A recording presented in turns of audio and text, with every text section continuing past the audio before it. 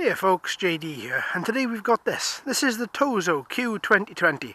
Now, a nice little quadcopter, not one that I'd ever heard of before, so I thought I'd just go for it and see what it was like. The features of the quadcopter really attracted me. Once again, we've got altitude hold, 3D flips, pretty much your standard set of features on it. This, if you haven't seen the unboxing, this version is the no camera version. There is a camera version out as well in which you can buy. So, for the second, there's going to be no Wi-Fi antenna inside there because clearly there's no camera. So I've given this a good charge, about an hour and 30 minutes to fully charge it. Didn't have any issues with charging, unfortunately. So hopefully now we're going to get a good 6 to 8 minutes of flight time. 6 is rated, but the past couple of weeks we've looked at similar quadcopters which have 6 minutes of flight, and they've given us between 8 and 9. And as this is a no camera version, I'm hoping that will extend the battery life slightly. Well, fingers crossed, here goes. So let's take to the skies. Okay, so let's just plug this up. Now, as part of the pre-flight checks for this, I've gone through all of these little screws, made sure they're all nice and tight, made sure the battery is safely in its cage, because I've had to do nothing on this quadcopter, so it's all just been assembled by factory. So I just wanted to make sure that everything was okay. Look at this little transmitter, isn't that sweet? It's a nice little transmitter, fits lovely in hand, a nice little telemetry screen up here as well. So let's bind them. On once up, once down to bind, then you'll see the blue LED will stay solid.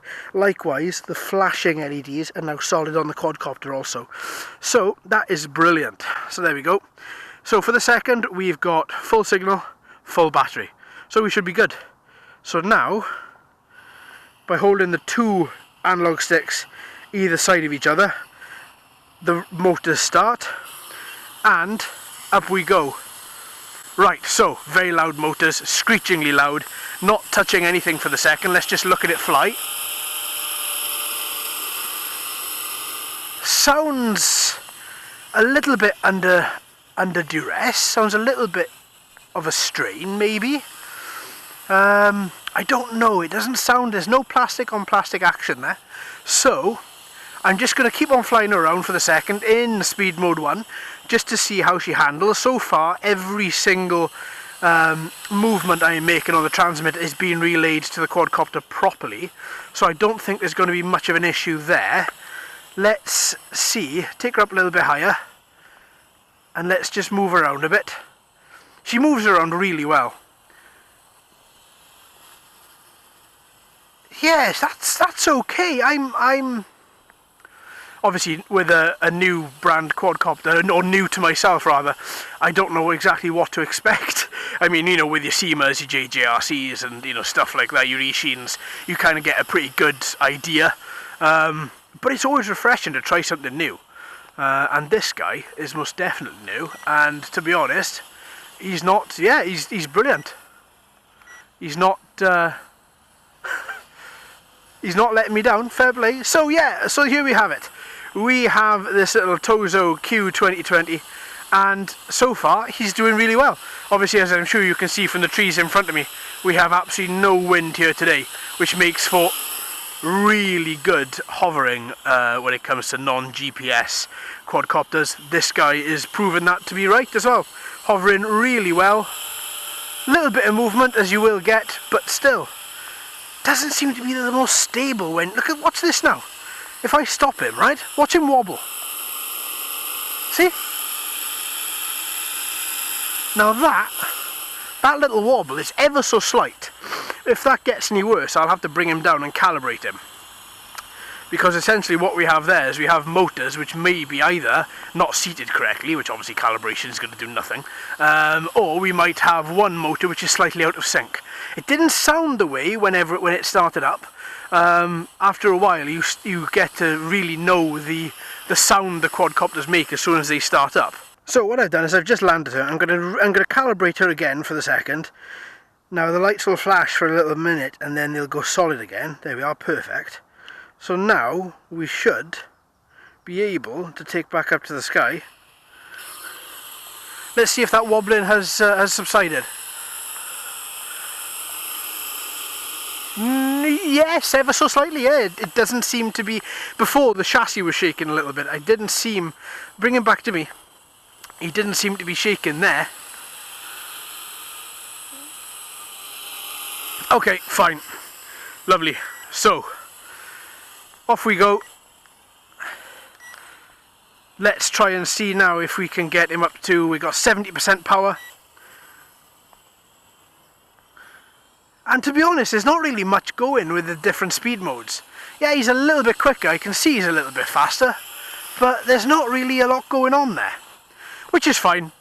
I mean, overall, the quadcopter, to be honest, is a bit of fun. And that's all, you know, that's the main thing quadcopter should be. Altitude hold works well. The 3D flip button, which is stated in the manual, isn't flipping the quadcopter at all. Let me try again. No.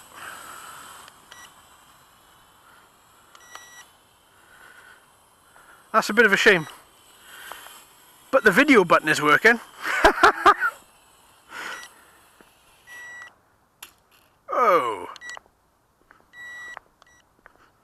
Now, I hope that wasn't the battery. Let's try and see. Why did he just fall out of the sky, I wonder? That's a little bit worrying. And it's for reasons like this that I fly inside a paddock. Okay, let's see why he did that. There were 2 beeps and then he fell out of the sky. Well, we've got full signal, we've got full battery on here. There doesn't seem to be anything wrong with the transmission. He seems to be working quite well. And are the lights flashing? Let's have a little look. Then again, the bottom red light isn't. No, the lights aren't flashing. So I should imagine everything's fine. Let's just carry on the way that we've been going. So, speed mode 2. Back into speed mode 2. Flies really well.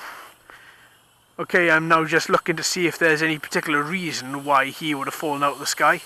But he's not giving me any reason at all. All in all, I think he's alright. I think he's okay. Yeah, most definitely. Every now and again we get a quadcopter and I think to myself, oh, he's not 100% what I thought. And that's this guy. And the only reason that I'm really pretty much saying that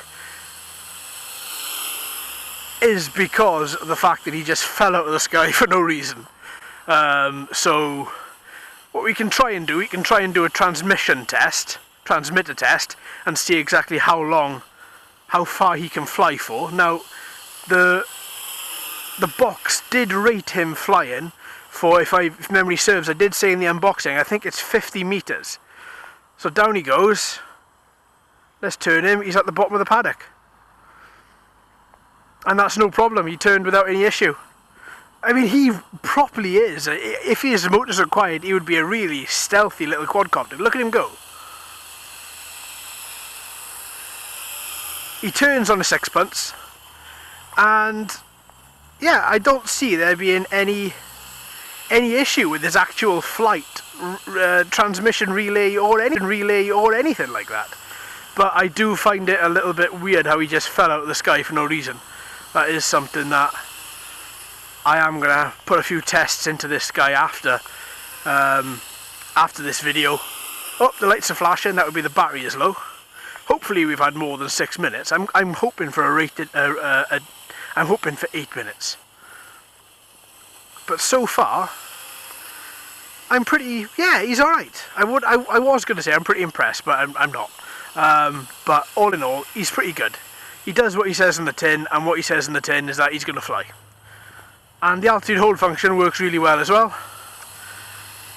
So all in all, yeah, I think he's, if you're looking for, oh, there he goes. He's now landing himself. Batteries are now dead. There we are. Alright then, so thoughts. Well, on this particular guy, I was thinking everything was going pretty well.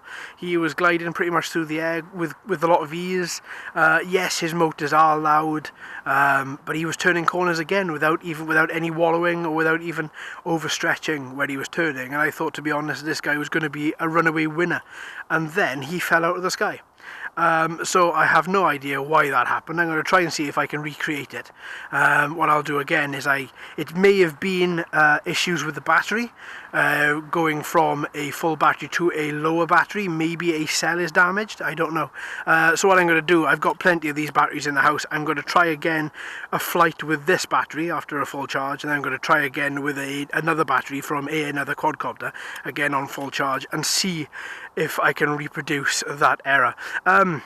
So what I'm going to do is, in a couple of weeks, we're going to revisit this again and see whether that error does pop up again. But for the second, he's okay. He flies through the air pretty well, quite slow, but still it is enjoyable.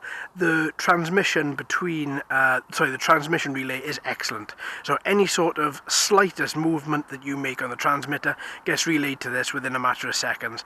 The telemetry screen is bright. You have no issues in seeing that wherever you stand. So all in all, I'm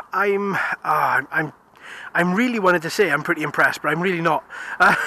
Not this time, unfortunately. Well, it's okay. We don't have bad quadcopters all that time, but it's okay. We don't have quadcopters in which I can't really give a verdict that often. This guy, unfortunately, is one of those. I think, to be honest with you, I'm probably going to give him something out of 6 out of 10, because the overall flight is enjoyable, but what is really stopping me from jumping him up to 7 or 8 is the fact that he just fell out the sky. That's just not acceptable. So all in all, I think the build quality is brilliant, and the reason I'm saying that is because he fell from, he fell from about 10 foot, 11 foot, and landed on the floor on its back, and it didn't shatter. I've had a lot of quadcopters over the last 18 months fall from a lot lower height and smash, so that is a very good move.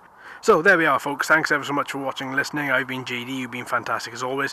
If you haven't already, please subscribe. Hello and welcome to all the new subscribers. I hope you're enjoying the channel. So until next time, my friends, happy flying.